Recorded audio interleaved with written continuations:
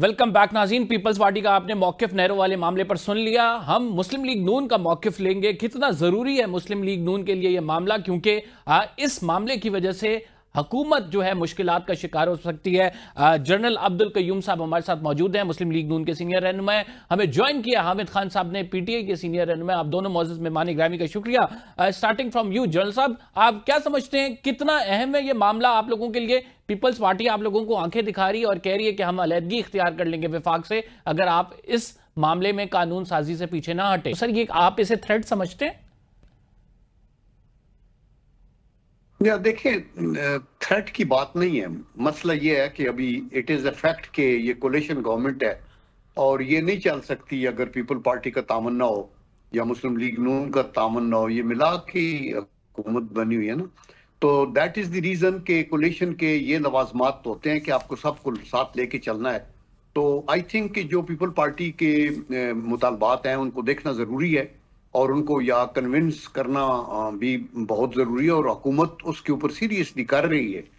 और वो बताना चाहते हैं कि एग्रीकल्चर एक ऐसा फील्ड है कि हमारे पास इतनी मल्टीवेबल लैंड पड़ी है, हम कर लेते हैं और फॉरेन इन्वेस्टर आ जाते हैं और आपकी फूड बास्केट जो है वो बेटर होती है, उससे फूड मुल्क के अंदर सफिशिएंसी हो जाती है, बाहर आप एक्सपोर्ट करते हैं, प्रोसेसिंग प्लांट्स लगाते हैं। तो लेकिन पीपल पार्टी का व्यू पॉइंट ये है कि पानी की कमी है।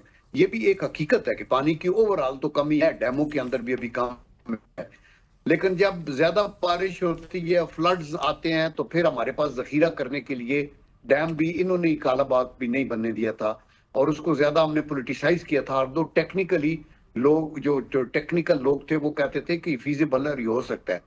हाउएवर चूंकि 4 इकाइयां हैं पाकिस्तान की, ये मजबूरी है और आई एम श्योर कि फेडरल गवर्नमेंट कभी भी कोई ऐसा स्टेप नहीं उठाएगी जो किसी एक इकाई के मफादात के भी मुनाफी हो, तो इसके ऊपर कोई हल निकल आएगा। लेकिन बैरिस्टर अकील साहब, आपकी मुस्लिम लीग नून के वो रहनुमा है, वो कह रहे हैं कि कानून साजी वापस नहीं होगी, इस पे हम काजी करेंगे। और मुज़ाकरात की बात वो कह रहे हैं कि हम ज़रूर मुज़ाकरात के लिए तैयार हैं। और पीपल्स पार्टी ये कहती है कि सर किसी भी सूरत हमें ये काबिल कबूल नहीं है। तो सर एक डेडलॉक तो बरकरार है, अब स्टेप कितना आगे जाके आप लोग लेंगे या वो लोग लेंगे, ये डिसाइड होना बाकी है। देखें, ये जो डेडलॉक्स होते हैं ना, यही चैलेंज होता है लीडरशिप के लिए। इसी में इम्तिहान होता है आपकी सियासी बलूगत का और आपकी जो स्टेट्समैनशिप है उसका। तो आई कैन अश्योर यू कि इसके ऊपर कोई ना कोई हल निकलेगा, चूंकि ये हर चीज हम पॉलिटिकल कली उसको नहीं रोक सकते कि वोटर्स नहीं चाहते, अदरवाइज तो ठीक है, ये वोटर्स का ये है। तो देखें, जो लीडर्स होते हैं ना, वो हमेशा वो करंट के साथ ही स्विम नहीं करते। कई दफा आप करंट के अपोजिट के ऊपर भी स्विम करना पड़ता है और पब्लिक कुछ और सोच रही होती है, लीडर कुछ और सोच रहे होते हैं। वही मुल्क और अवाम के और कौम के में होता है। तो ऐसा डेडलॉक उस तरह का नहीं है, उनके मुतालबात हैं और हुकूमत क्या कि हम उसको एड्रेस नहीं करेंगे, हम आगे नहीं चलेंगे, तो आई एम श्योर इसका कॉल निकालेंगे। हामिद खान साहब हमारे साथ मौजूद हैं। हामिद खान साहब, सबसे पहले नहरों वाले मामले पर जो है मुस्लिम लीग नून और पीपल्स पार्टी के दरमियान एक खालिज नजर आ रही है। दोनों पार्टियों जो एक दूसरे पर इल्जाम तराशी भी कर रही हैं और वो कह रही हैं कि ये कानून साजी नहीं होगी, दूसरी पार्टी कह रही है ये होनी चाहिए। क्या आप समझते हैं कि पीटीआई के लिए एक अपॉर्चुनिटी बनी है, एक गेट ओपन हुआ है, आप पीपल्स पार्टी की तरफ हाथ बढ़ा सकते हैं? देखिए, मेरे नजदीक तो ये दोनों ड्रामाबाजी कर रही हैं पार्टीज। पीपल्स पार्टी पूरी तरह से एस्टेब्लिशमेंट के साथ है नहरों के इशू के ऊपर। ये सिर्फ अपना दिखावे के लिए चीफ मिनिस्टर एक बात करता है, उधर जरदारी साहब ने बात करनी बंद कर दी है, बीमार हो गए हैं। असल में तो ये डील हो चुकी है, खुद जरदारी साहब ने इस आइडिया को एक्सेप्ट किया हुआ, साइन किया हुआ है।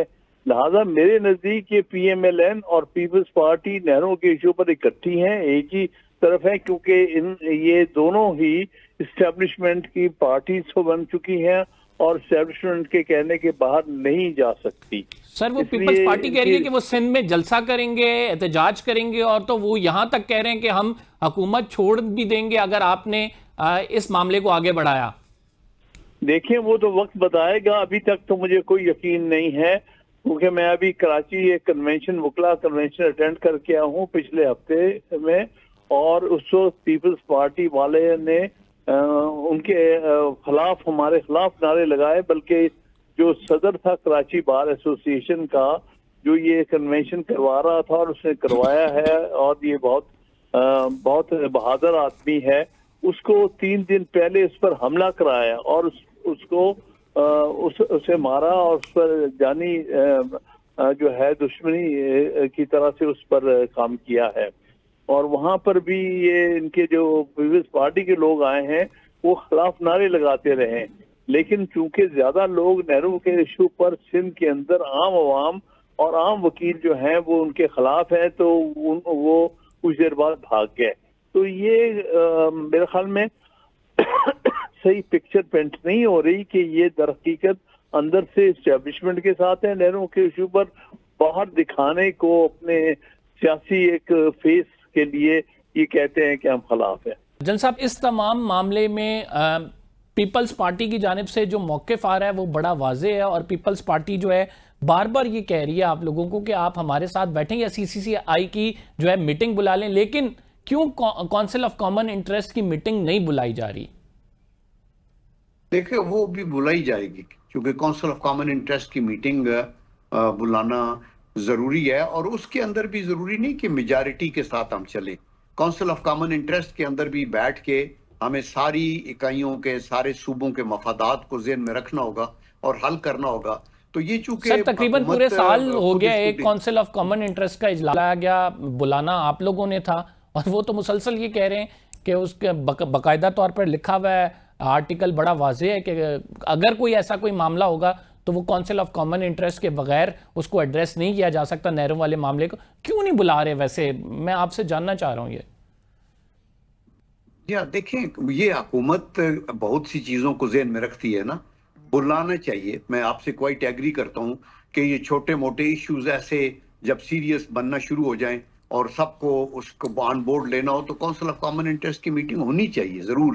لیکن ابھی حکومت کی کیا ریشنل ہے اس کا میں پریوی نہیں ہوں، مجھے پتا ہے، لیکن آئی ایم شیور کہ انفارمیشن منسٹر اس کے اوپر آپ کو جواب دے دے گا. حامد خان صاحب، اپوزیشن نے جو احتجاج کیا ہے اور کرنے جا رہی ہے، پہلے بھی کرتی رہی ہے، جو کرنے جا رہی ہے اس کو کس طرح سے دیکھ رہے ہیں؟ جو یہ نیا پلان آیا ہے اس کے حوالے سے تو دونوں پارٹیاں یہ کہہ رہی ہیں یہ بڑا خطرناک ہے. اگر آپ KP سے جو ہے وہ بجلی اور پانی کو روکیں گے پنجاب کے لیے، اور خصوصاً KP اور پنجاب کے بارڈر بند کریں گے، تو یہ ملک کے لیے ایک خطرناک احتجاج ثابت ہو سکتا ہے. اس کو کیسے دیکھتے ہیں؟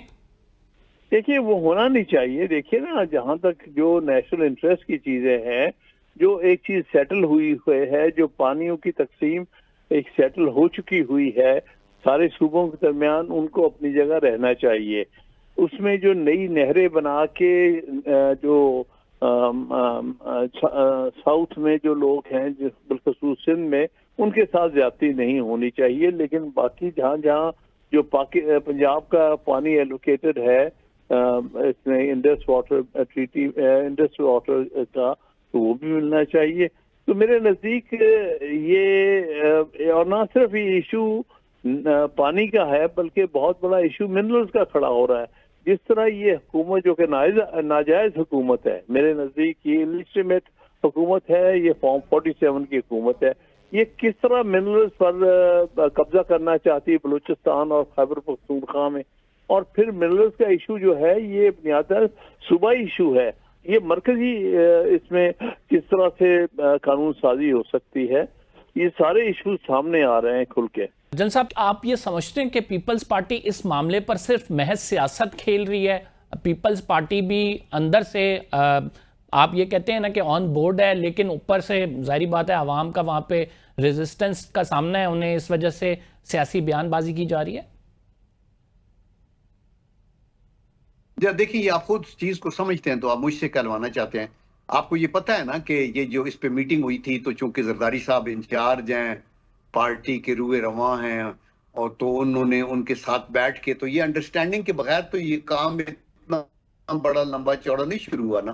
یہ تو ابھی SIST کے اوپر یہ پوائنٹ تو ابھی اٹھا ہے لیکن یہ کام تو بہت سے پہلے بہت سے فارن انویسٹر بہت سی لینڈ الوکیٹ ہوئی بہت سا کام شروع ہو گیا تو شروع میں کوئی ایک انڈرسٹینڈنگ تھی تو یہ کام شروع ہوا اسی کو ایڈریس کر رہے ہیں اور یہ دیکھ رہے ہیں کہ پبلک اوپینین کی بھی ریسپیکٹ کی جائے but at the same time کوئی ایسا منصوبہ نہ روکا جائے جو ان دی لانگ رن ملک کے فائدے میں ہو. ناظرین ایک چھوٹا سا بریک لیتے ہیں. We will be right back after this short break. اس بریک کے بعد آتے ہیں تو ڈسکشن کو کنٹینیو کرتے ہیں.